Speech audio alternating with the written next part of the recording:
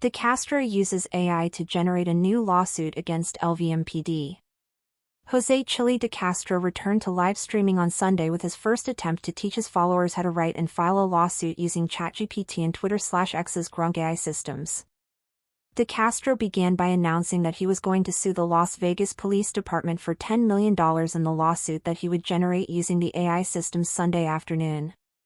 The YouTuber is claiming that he was arrested by LVMPD police officers on February 14, 2024, in what he describes as an arrest where the officers retaliated against his First Amendment rights. De Castro essentially found an incident in downtown Las Vegas where a man had been hit by a car and died. Though the man was taken away, the go-ahead to clear the street of crime tape was not yet issued as it was still an active investigation. Ignoring a warning by an actual local member of the press holding a camera, De Castro went under crime scene tape to access a better spot to film. On his way, he ran into a police officer who told him to avoid the crime scene tape by taking a turn before reaching the gas station. Instead, De Castro walked up to a group of police officers who were standing at a gas station. He became aggressive and ignored their commands to leave the area as it was an active investigation.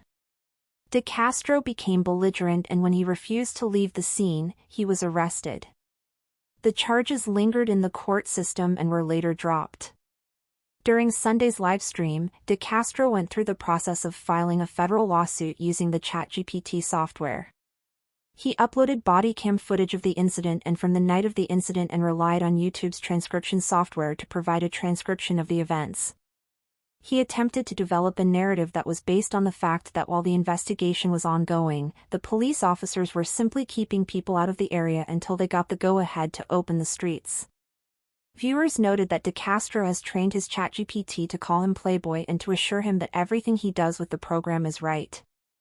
Grok, on the other hand, took him to task for stating that he was never taken to the ground by the police in an act of resistance during the incident. It suggested instead that he attempt to maintain his ground due to fear of injury. De Castro proceeded to have ChatGPT generate a bare-bones lawsuit on his behalf, then checked it with Grok. He seemed pleased with the end result, which made no legal arguments or justification for his $10 million claim.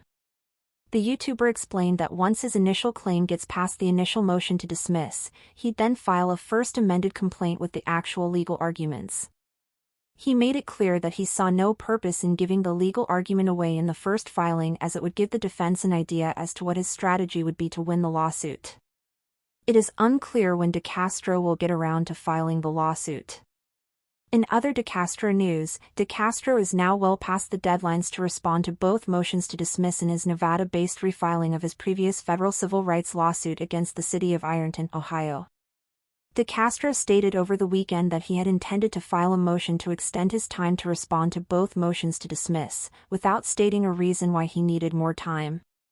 The stall and delay tactic was a key to extending his first version of the lawsuit, with De Castro going weeks after direct orders by the court to respond to motions, only to come up with a last-minute excuse as to why he'd need more time to reply.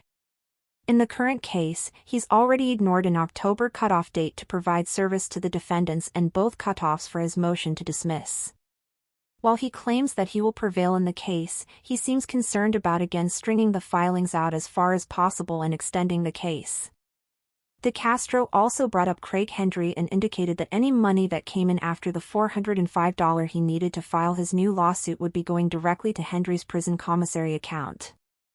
As of Monday morning, De Castro had yet to release the edited version of a recent Hendry jail statement, nor did he create the much-promised new GoFundMe for Hendry.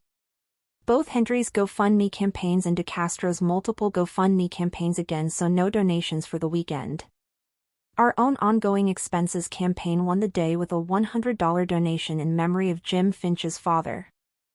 Journalism is not free. Both ReallyCoolSite.org's daily newspaper and our daily newscasts are funded by your continuing donations and what we make from our YouTube AdSense revenue each month. If you'd like to contribute to help us keep the lights on, eating, keeping the cats fed, and writing new stories to feature on both the newspaper and newscast each day, we do have a GoFundMe set up at the address on screen right now. If you can't afford to contribute, please watch our videos from beginning to end. Like, share, subscribe, and comment. You can help by doing next to nothing, and we thank you in advance for pitching in.